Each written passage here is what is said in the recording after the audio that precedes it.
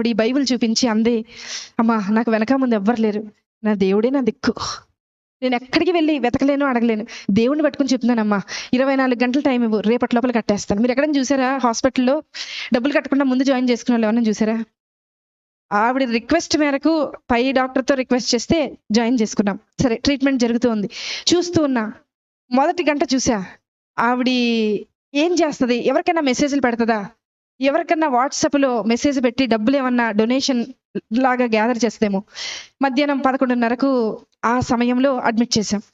12:30 అవ్వింది. అందరినీ అడిగా, ఆవిడ ఉన్నారు కదా, ఆవిడ ఏం తిన్నారో ఒకసారి అడుగుతారంటే మా నర్సులు అందరూ అన్నారు, మేడం ఆవిడ మోకరించింది, ప్రార్థన చేస్తుంది, అసలు మేము వెళ్తున్నా పక్కకి తప్పుకోవట్లేదు మేడం, మేము అలాగే ట్రీట్మెంట్ చేసి వచ్చేస్తున్నాం అన్నారు. సరే ఆవిడని డిస్టర్బ్ చేయొద్దు. మధ్యాహ్నం 1:30 అయింది, చూశాను ప్రార్థన చేస్తుంది. సాయంత్రం 4:30 అయింది, చూశాను ప్రార్థన చేస్తుంది.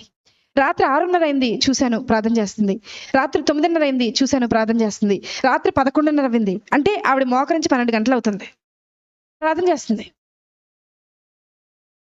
1:30 రాత్రి, 1:30 అర్ధరాత్రి ప్రార్థన, రెండవల 7:30 ప్రార్థన, మరుసటి రోజు 8:30 ప్రార్థన.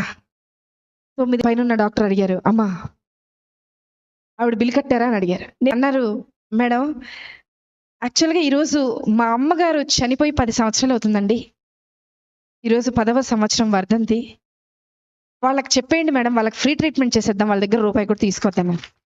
నేను వెళ్ళి లేపానావండి, లేపి తీసుకొచ్చాను. బిల్లు కట్టక్కర్లేదు నువ్వు అన్నా.